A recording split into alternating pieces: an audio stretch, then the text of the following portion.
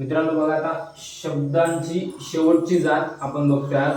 8वी जात आहे केवल प्रयोगी अव्यय. काल आपण उभयान्वी अव्यय बघितला. उभयान्वी अव्ययाचे प्रमुख 2 प्रकार बघितले, त्याचे 2 प्रकारांचे 4 उपप्रकारही बघितले. मित्रांनो, केवल प्रयोगी अव्यय. आता केवल हा शब्द काय सांगतोय आपल्याला? केवल म्हणजे फक्त. केवल म्हणजे मराठीमध्ये फक्त. आणि प्रयोगी म्हणजे काय? वापर. वापर. फक्त वापर करण्यासाठी जे शब्द वापरले जातात, फक्त वाक्यात त्यांचं काहीच काम नसतं. खरं बघायला गेलं ना तर वाक्यात त्यांची काहीही गरज नसते, पण फक्त वापरून पाहिले जातात. वाक्यामध्ये असाव आपले इमोशन जे असतात, आपल्या ज्या भावना असतात, त्या भावना दाखवण्यासाठी त्या शब्दांचा वापर केला जातो. मित्रांनो, कसं असतं, जर मी एखादा शब्द बोललो, बघा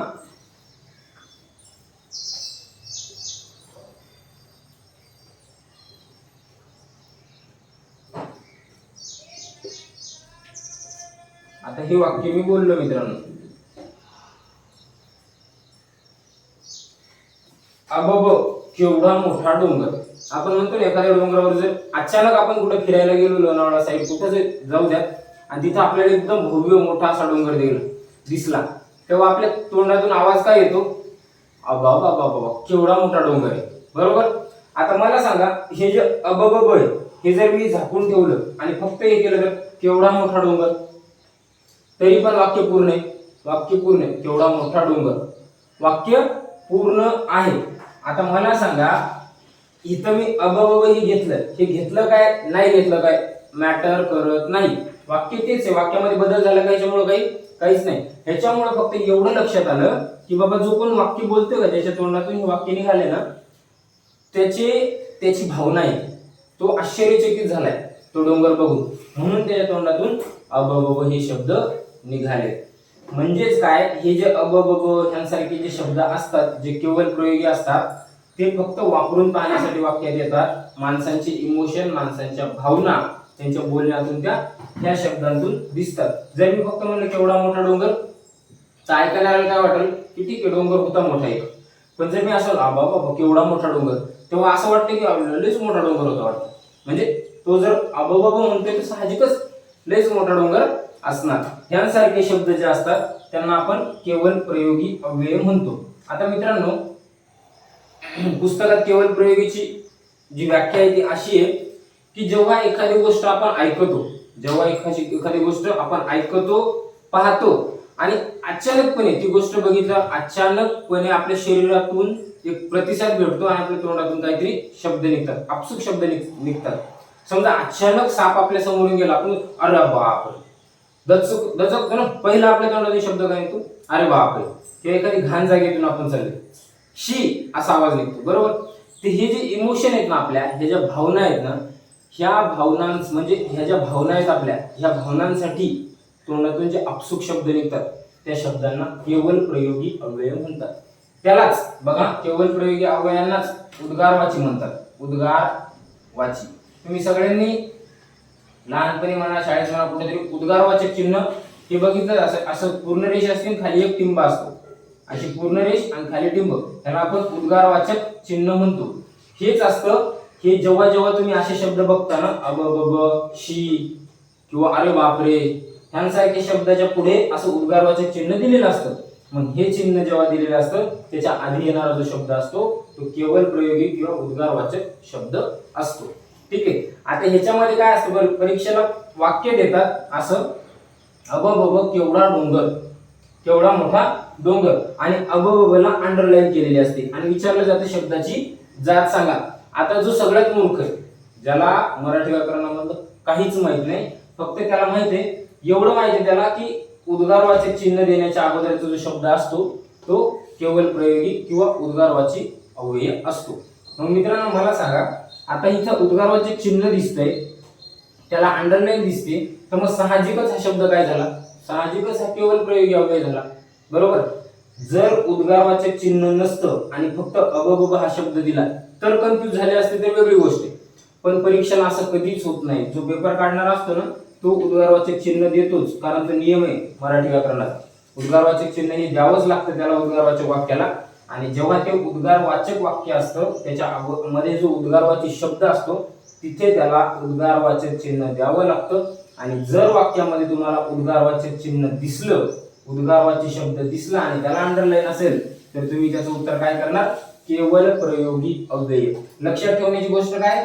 केवळ प्रयोगी अव्यय म्हणजेच उद्गारवाची अव्यय. हे दोन्ही सेमच आहे. केवळ प्रयोगी काय आणि उद्गारवाची काय दोन्ही पण सेम आहे. परीक्षेला जर उद्गारवाचक चिन्ह दिसलं तर लक्षात घ्या हे उद्गारवाची झालं. आणि उद्गारवाचीलाच जर पर्यायामध्ये उद्गारवाचक असेल तर उद्गारवाचक लिहा आणि पर्यायामध्ये केवळ प्रयोगी असेल तर केवळ प्रयोगी लिहा. कारण केवळ प्रयोगी आणि उद्गारवाचक म्हणजे एकच. क्लिअर आहे इथपर्यंत? असं वाक्य देतात, उद्गारवाचक चिन्हही देतात, त्याच्यामुळे इथं घाबरण्यासारखं काहीच नाही. सगळ्यात सोपा टॉपिक झाला. ठीक आहे. आता काय होतं मित्रांनो, तुम्ही असो मी असो कुणी असो, आपल्या तोंडातून जेव्हा हे उद्गारवाचक शब्द निघतात, उद्गारवाचक शब्द निघतात ते वेगवेगळ्या प्रकारचे असतात. समजा तुम्ही अचानक साप बघून घाबरले, तुम्ही अचानक साप बघून घाबरले तेव्हा तुमच्या तोंडातून शब्द कसा येतो? अरे बापरे. किंवा तुम्हाला आनंद झाला, एकदम खुश झाले तुम्ही काय वाह, खुश होणार ना तुम्ही वाह. किंवा मग तुम्हाला एखादी गोष्ट घाण वाटली, तुम्ही शी. एखादी गोष्ट डायरेक्ट असं तुच्छ वाटली, नकोशी, तुम्ही हट असं करता. किंवा एखाद्याला तुम्हाला विरोध करायचा, तुम्ही काय म्हणणार? हट, डायरेक्ट नकोय मला हे. ठीक आहे. तर मग हे जे आहेत ना, हे उद्गारवाचक शब्द जे आहेत हे हट, शी, छी, परत शी, चूप, परत हाड, परत वाह, ह्यांसारखे जे शब्द आहेत ना, हट, ची, शी, हे काय करतायत? हे शब्द तुमची नेमकी भावना काय त्याच्या पाठीमागं, तुमची हे शब्द बोलण्यामागं ती भावना काय? तुम्ही विरोध दाखवताय का तुम्हाला आनंद झालाय, तुम्ही दुखी आहात, तुम्ही घाबरलात का तुम्हाला आश्चर्य झालंय का तुम्हाला एखाद्या गोष्टीचा राग आलाय, जे काही असेल व्हॉटएव्हर, ह्या सगळ्या गोष्टी वरून ह्या शब्दांना त्या प्रकारात टाकलेलं आहे. म्हणजे समजा मी जर म्हणलं बघा ह्याचे काय केलं त्यांनी, एकूण 9 प्रकार आपल्याला दिलेले. 9 प्रकार उद्गारवाचक केवळ प्रयोगी अव्ययाचे एकूण प्रकार किती? 9 प्रकार त्यांनी आपल्याला दिलेले. आता 9 प्रकार कसे आहेत माहिती का? ह्याच्यामध्ये शब्द सगळे तेच आहेत, उद्गारवाचीच आहेत. फक्त त्यांनी काय केले, तो शब्द वाक्य ना वाक्यामध्ये विरोध दाखवतोय, वाक्यामध्ये आश्चर्य दाखवते, वाक्यामध्ये काय दाखवते ह्याच्यावरून त्याचे प्रकार पडलेले आहेत. आता उदाहरणार्थ बघा, समजा हर्षदर्शक प्रकार बघा काय आहे. पहिला प्रकार हर्षदर्शक. मित्रांनो हर्ष म्हणजे काय? आनंद. आता आनंद जर झालेले ज्या गोष्टीचा वापर, ज्या उद्गारवाचक शब्दांचा वापर आपण आनंद झाल्यानंतर करतो. समजा मला अचानक आनंद झालाय, मला आनंद झाला, किंवा मी जेव्हा नोकरीला लागलो तेव्हा माझ्या भावाला, माझ्या पप्पांना आनंद झाला. मी त्यांना जर सांगितलं पप्पा मी मुंबई पोलीसमध्ये लागलो, माझं सिलेक्शन झालं, तेव्हा त्यांच्या तोंडातून नाव अरे वा हा शब्द निघाला. ठीक आहे. कोणता? अरे वा. म्हणजे याचा अर्थ काय? त्यांना आनंद झाला. अरे वा हा शब्द दिसला, त्यांना आनंद झाला. तर अरे वा हा शब्द काय आहे? त्यांना आनंद झाल्यामुळे तो हर्षदर्शक मध्ये येतो. हर्षदर्शक केवळ प्रयोगी अव्यय.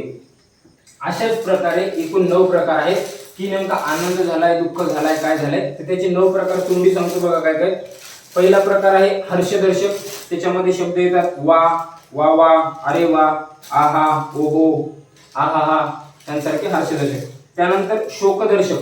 शोक म्हणजे आपल्याला दुःख झालं. समजा एखाद्या गोष्टीचं आपल्याला दुःख झालं, आपल्याला फोन आला, फोनवरून कळालं की मित्राची आई वारली किंवा काय असं XYZ किंवा कोणी नातेवाईक वारलं, तेव्हा आपल्या तोंडात अरे हे कसं काय रे, यांसारखे शब्द अरे रे हे येतातच आपल्या तोंडातून. हो, यांसारखे जे शब्द आहेत ना, ते जेव्हा दुःख होतं ना तेव्हा ते शब्द येतात. किंवा आपल्याला लागलं ठेच लागला आपण म्हणतो ना, हे जे शब्द आहेत ना, हे जेव्हा दुःख होतं तेव्हा ते बाहेर येतात ऑटोमॅटिक तोंडातून. त्यांना शोकदर्शक म्हणतात. शोक म्हणजे दुःख. त्यानंतर आश्चर्यदर्शक. आता एखादी गोष्ट अचानक जर बघितली, एखादा मोठा डोंगर बघितला, आश्चर्य होतं आपल्याला. एखादं दिवाळीला यायला बघा फटाके असे वर फुटतात, जेव्हा एखादा ऑसम फटाका फुटतो काहीतरी विशेष, तेव्हा आपल्याला त्याचं आश्चर्य होतं. किंवा मग एखादी गोष्ट आपण सहज चालता चालता बघितलं एखाद्या सर्कस मध्ये किंवा काय चालू आहे आणि त्याच्यामध्ये तो कलाकार काहीतरी विशेष करतोय, तर आपल्याला त्या गोष्टीचं आश्चर्य होतं कसं काय करत असेल. मग जेव्हा असं आश्चर्याच्या गोष्टी आपण बघतो ना, तेव्हा आपल्या तोंडातून ऑटोमॅटिक कोणते शब्द निघतात, ते शब्द असे निघतात, हा, अरे बाबा, ओहो, हे शब्द ऑटोमॅटिक आपल्या तोंडातून निघतात. किंवा अबाबाबा, काय जबरदस्त. हे जे शब्द आहेत ना आपल्या तोंडातून ऑटोमॅटिक निघतात जेव्हा आपण काहीतरी आश्चर्य घडल्यासारखं बघतो किंवा आपल्याला एखादी गोष्ट आश्चर्यचकित करणारी असते, तेव्हा हे शब्द निघतात. त्यानंतर प्रशंसा. समजा एखाद्याची आपण प्रशंसा करतोय आनंदानं, आपल्या आतून एखाद्याला असं सांग, एखादा समजा तुमच्यापैकी जे आपण वीकली एक्झाम घेतो, वीकली एक्झाम मध्ये जर एखाद्याला चांगले मार्क पडत आहेत, सतत चांगले मार्क पडत आहेत, त्याची मला प्रशंसा करायची, तर मी त्यासाठी कोणते शब्द वापरणार? शाबाश, भले शाबाश, वा वा, छान, फक्कड.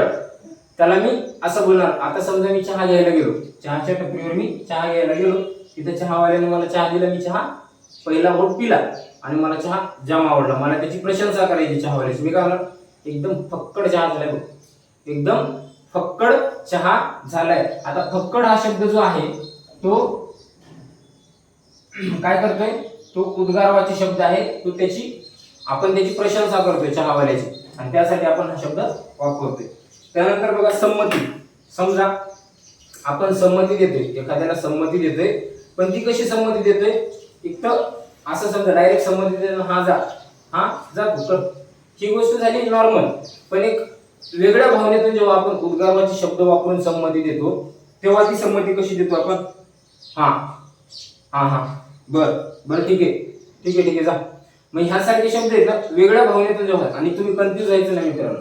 तुम्हाला जर वाटत असेल संमती दर्शक एखाद्याला जर मी म्हणलं हा किंवा जा, यांसारखे शब्द वापरल्यावर संमती कशी, तुम्ही फक्त एवढं लक्ष ठेवायचं, ह्याच्या नंतर जर उद्गाराचे चिन्ह आलं परीक्षेला आणि विचारले शब्द, या शब्दांची जात ओळखा किंवा केवळ प्रयोगी अवयवाचा प्रकार ओळखा, तर मित्रांनो एवढं लक्ष ठेवा, हा प्रकार काय सांगतोय? त्याला संमती देते. कोणते वाक्य तसंच येतं, वाक्यामध्ये फक्त हा शब्द येत नाही, वाक्य काय येतं? हा, जा तू घरी, असं पूर्ण वाक्य येतं. आणि इथं हाच्या पुढं उद्गाराचे चिन्ह असतं, वाक्याच्या शेवटी पण असतं. आता हा जा तू घरी, ह्याच्यावरून तुमच्या लक्षात येतं की हे काय केलंय? संमती दिली त्याला घरी जाण्यासाठी, संमती दिली, परमिशन दिली, म्हणून मग हा शब्द संमती दर्शक केवळ प्रयोगी अवयवामध्ये येतो. उदाहरणावरून अतिशय समजून येतं, म्हणून तुम्हाला एवढं मी विशेष काय म्हणून त्यासाठी सांगतो की हा चॅप्टर अतिशय सोपा आहे. तुम्ही फक्त काय करायचंय, पुस्तकातून एकदा दोनदा हे जे 9 प्रकार आहेत आणि त्याचे शब्द ते वाचून घ्या. उदाहरणं सोडवताना तुम्हाला ऑटोमॅटिक प्रशंसा आहे, दुःख झालंय का काय ते वाक्यावरून समजतं. सेपरेट शब्द येत नाही, एखादा आलाच बाय चान्स, फक्त शब्द आलाय असा चूक, तर मग तो शब्द तुमच्या फक्त एकदा दोनदा वाचून तुम्ही घेतलेला असेल ना, तर तुमच्या ते पण लक्षात येऊन जाईल की चूक हा शब्द कशासाठी आला होता किंवा कोणत्या केवळ प्रयोगी अवयवाच्या कोणत्या प्रकारातील आहे. आता पुढे बघा, विरोध. मला जर एखाद्याचा विरोध दर्शवायचा आहे, मला एखादी गोष्ट नकोय, त्याचा विरोध करतोय मी, तर विरोध करताना मी कोणते शब्द वापरतो?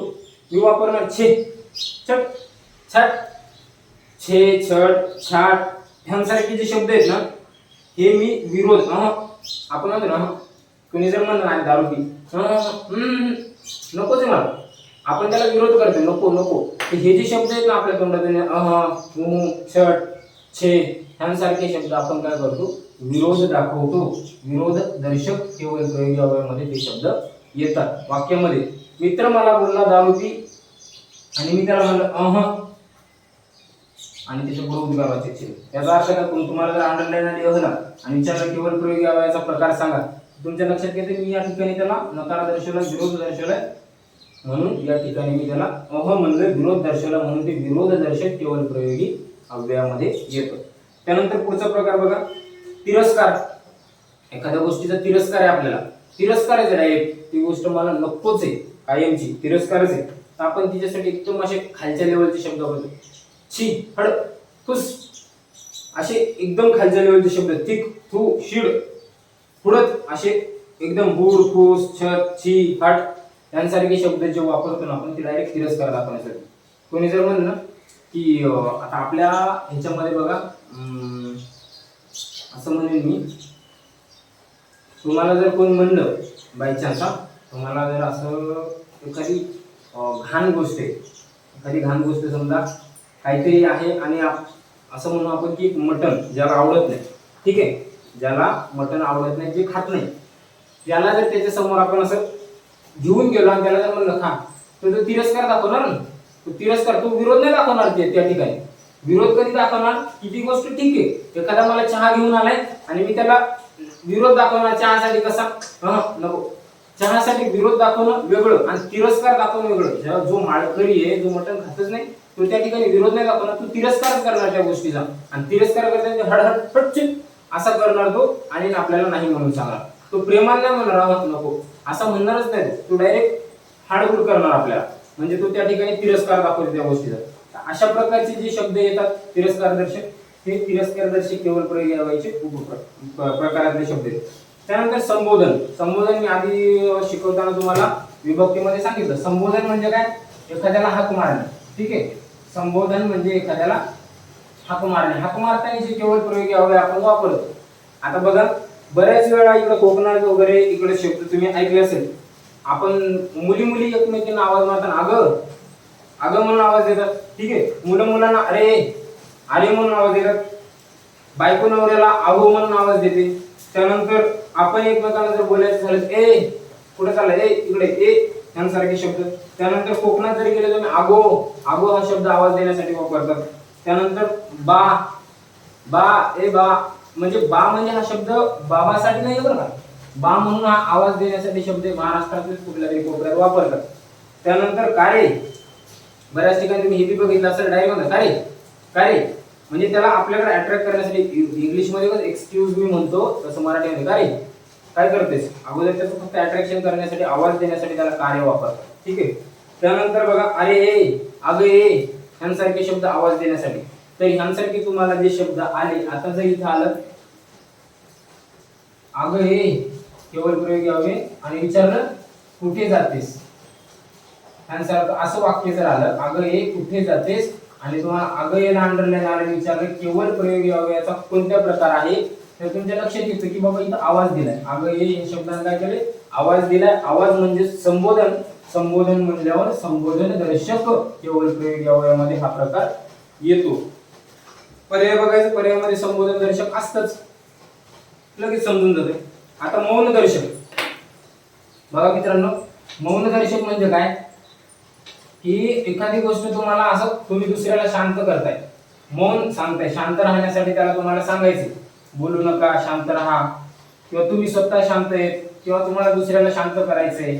असं समजा आपण एखाद्या ह्याला गेलो, अंत्यसंस्कार म्हणतो आपण, एखाद्याच्या मौतीला गेलोय, अंत्यसंस्कार आहे आणि त्या ठिकाणी कोणीतरी बोलते, कोणीतरी काहीतरी बोलत आहे, आपण त्याला बोलताना असं करतो, बोलू नको, चुप चुप, चिडी चुप. लहान लेकर असेल ते त्याला म्हणतो चिडी चुप चुप. ह्यांसारखे जे शब्द आहेत, चुप चुप, चिडी चुप, गप यांसारखे जे शब्द आहेत ना, हे मौन दर्शक शब्द आहेत. वाक्यामध्ये तुम्हाला असंच येतं की शिक्षक किंवा वर्गात गोंधळ चालू होता आणि शिक्षक विद्यार्थ्यांना म्हणाले चुप, आणि शेवटी उद्गारवाचक चिन्ह, आणि तुम्हाला विचारतात की चुप उद्गारवाचक चिन्ह कोणत्या केवळ प्रयोग याचा उपप्रकारातला आहे. तर तुमच्या लक्षात आलं पाहिजे या ठिकाणी शिक्षकांनी त्याला शांत केलं, विद्यार्थ्यांना मौन धरायला सांगितलंय, आणि मौन धरायला सांगितल्यामुळे हे मौन दर्शक केवळ प्रयोगी अवयव आहे. मित्रांनो, हे 9 प्रकार झाले त्याचे: हर्षदर्शक, शोकदर्शक, आश्चर्यदर्शक, प्रशंसादर्शक, संमतीदर्शक, विरोधदर्शक, तिरस्कारदर्शक, संबोधनदर्शक आणि मौन दर्शक. हे चॅप्टर बघा मित्रांनो, मी स्वतः पण एवढा मन केला नव्हता परीक्षेसाठी. तुम्हाला मी सांगतो, हा चॅप्टर एकदा दोनदा वाचून घ्या फक्त, आणि याच्यावरचे प्रश्न सोडवा. जास्तीत जास्त सांगतोय मी तुम्हाला, एक 90% पेपर हा फक्त काय येतो, एक उदाहरण दिलेलं असतं, शेवटी केवळ प्रयोगी अवयव दिलेला असतो आणि शब्दांची जात विचारलेली असते, त्याचं उत्तर केवळ प्रयोगी अवयव हे असतं. तुम्हाला केवळ प्रयोगी अवयवाचे उपप्रकार जे मी तुम्हाला आता सांगितले, प्रशंसा, हर्षदर्शक, यावर 10% प्रश्न असतात. एखादा असतो ज्याला विचारायचे प्रश्न 10% मध्ये. जर समजा मी सांगतो मराठीमध्ये 25 मार्काचा पेपर आलाय, 25 मार्काचा पेपर आलाय, त्यात एक अर्धा प्रश्न असू शकतो किंवा नसतो, पण केवळ प्रयोगी अवयवाच्या उपप्रकारावर. त्यामुळे ह्याच्याकडे एवढं लक्ष देऊन किंवा काय तुम्ही टेन्शन घेऊ नका. जर तुम्हाला वाचून एकदा दोनदा समजत असेल तर बिंदास राहा, किंवा नाही जरी समजलं तर तेवढं काही लक्ष देण्यासारखी गरज नाही. बाकी फक्त याचे एकदा दोनदा वाचून घ्या आणि प्रश्न सोडवा. त्यानंतर बघा मित्रांनो, हे झाले त्याचे सगळे उपप्रकार. आता काय हे पण आहे बघा, ह्याच्यावर तुम्हाला प्रश्न येणार नाही, पण तुमच्या माहितीसाठी फक्त सांगून टाकतो. बरेच शब्द असे आहेत बघा, केवळ प्रयोगी अवयवामध्ये काही शब्द असे पण येतात की ज्याचे जे शब्द केवळ प्रयोगी आहेत, केवळ प्रयोगी आहेत, पण त्यांना शेवटी केवळ प्रयोगी अवयव वापरत नाही. आता समजा मी जर म्हणलं राजू आपला एकटाच जंगलात गेला, राजू आपला एकटाच जंगलात गेला. मला सांगा, राजू एकटाच जंगलात गेला हे झालं खरं वाक्य. राजू एकटाच जंगलात गेला. आता आपला हा शब्दाची गरज होती का? काय गरज होती का वाक्यात? तरी पण त्यांनी टाकले ना, राजू आपला एकटाच जंगलात गेला. मला सांगा, ह्यांसारखा जो शब्द येतो ना, ह्याला आपण व्यर्थ उद्गारवाची शब्द म्हणतो. कोणता? व्यर्थ उद्गारवाची शब्द. म्हणजे काय? ह्याचं काहीच काम नाही, व्यर्थ हा शब्द, व्यर्थ उद्गारवाची शब्द. ह्याच्या शेवटी उद्गारवाची चिन्हही नसतं आणि काहीच नसतं. त्यामुळे हा एक प्रकार फक्त जर तुमच्या माहितीसाठी लक्षात असावं म्हणून आपला, किंवा मग असं म्हणू शकतो, पण मन बेटे स्वस्थ बसेना. म्हणजे एखादा माणूस आहे आणि त्याला तुम्ही विचारलं का हो आता बरं वाटते का, तो काय म्हणतो आहे सगळं व्यवस्थित, पण मन बेटा स्वस्थ बसेना. मन बेटे स्वस्थ बसेना म्हणजे त्याचं काय चलविचल व्हायला लागली, त्या माणसाची चलविचल होते म्हणून तो काय, त्याला म्हणायचं मन स्वस्थ बसेना माझं. आता मी आहे बसू नये, पण ते कर्म ना, मला माझं मन काय स्वस्थ बसेना. तो बोलता बोलता मन बेटे स्वस्थ बसेना. बेटे हा शब्द उगाच वापरलाय, काही कारण नसताना. काही काही लोकांच्या बोलण्यात ते सारखं सारखं येतं. आता हे झालं, राजू आपला एकटा जंगलात गेला, मी आपला असं करत होतो, मी आपला गेलो निघून. म्हणजे आपण आपला हा शब्द उगाच वापरतो गरज नसताना. मग ह्यांसारखे जे शब्द आहेत, बेटे, आपला, ह्यांसारखे व्यर्थ उद्गारवाचे शब्द आहेत. असं जर परीक्षेला आला, तुम्हाला पर्याय जर दिसला, उद्या परीक्षेला पर्याय दिसला व्यर्थ उद्गारवाची, तर तेव्हा फक्त वाक्य नीट बघायचं, आधी पर्याय बघायचे आणि मग प्रश्नाकडे लक्ष द्यायचं. पर्याय बघितल्यानंतर प्रश्न तुमचा लवकर सुटतो. त्यामुळं व्यर्थ उद्गारवाची जर पर्याय दिसला तर समजून जायचं वाक्यात तसा शब्द आहे का की जो व्यर्थ वापरलाय. असं जर वाटलं आणि वाक्याला उद्गारवाची चिन्हही नाही असं जर वाटलं तर तुम्ही त्याचं उत्तर व्यर्थ उद्गारवाची करा.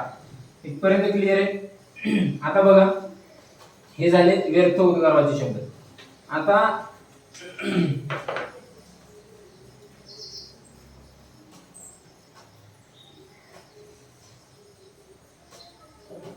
काही शब्द असे आहेत ज्यांना आपण पालुपदे म्हणतो. पालुपदे. पालुपदे म्हणजे काय मित्रांनो? पालुपदे हा या शब्दाची व्याख्या काय की असे शब्द की जे एखाद्या माणसाला आपण म्हणतो त्याला तशी बोलण्याची सवयच आहे, त्याच्या तोंडातून तो एकच शब्द सारखा सारखा निघत राहतो, जो काही कामाचा नसतो, जो आपल्याला ऐकायचाही नसतो, पण त्याच्या तोंडातून निघतो. अशा प्रकारचे जे शब्द आहेत त्यांना आपण पालुपदे म्हणतो. तो बोलणारच. आता उदाहरणार्थ इंग्लिश मध्ये तुम्ही महेश कोठारेचे पिक्चर बघितले. महेश कोठारेचे पिक्चर जर तुम्ही बघितले असेल तर त्याच्या प्रत्येक पिक्चर मध्ये एक डायलॉग असायचा, डॅम इट म्हणतो का. आता डॅम इट हा शब्द निव्वळ व्यर्थ आहे, व्यर्थ आहे. त्याला इंग्लिशचं पालुपद म्हणतात. तो सारखा सारखा म्हणत राहणार, तो त्याला ती सवयच आहे बोलण्याची. मराठीमध्ये आरतीचा पिक्चर बघितलाय, सैराट बघितलाय. सैराट मध्ये आरती सारखं सारखं म्हणत आता ग बया, आता ग बया म्हणते ना. तर आता ग बया हे शब्दाचं काय, काहीच नाही, उपयोगच नाही त्याचा, पण ती म्हणत राहणार सारखी सारखी, तिला ती सवयच आहे. त्यानंतर जी आणि होती, आणि जी होती सैराटमध्ये, आरची म्हणत होती आता ग बया आणि म्हणत होती बरोबर बरोबर बरोबर. हे जे शब्द होते ना हे निव्वळ व्यर्थ होते, व्यर्थ उद्गाराचे होते, ह्याचं काहीच गरज नव्हती. त्यांना पालुपदे म्हणतात. पालुपदे म्हणजे काय, याचा वाक्यात काही संबंध नाही, पण तो बोलणारा बोलत राहतो त्याच्या पद्धतीने. परत असा शब्द आहे, काही काही लोक बोलताना बरं का, बरं का म्हणून शब्द कसं माहितीये, एखादी गोष्ट बोलताय आणि बोलता बोलता ते काय म्हणणार, असं झालं होतं बरं का, बरं का, मी काय म्हणतो बरं का. मग हे जे शब्द आहेत, सॉरी, हे जे शब्द आहेत बरं का हे व्यर्थ आहेत, हे व्यर्थ आहेत. हे शब्द पालुपद आहेत, बोलणारा बोलत राहतो, ऐकणाऱ्याला ते कंटाळवाणे वाटतात. तर यांसारखे शब्द जर परीक्षेला आले तर त्याला पालुपदे किंवा त्याला पादपुराणार्थ म्हणजे काय, जुन्या काळातले.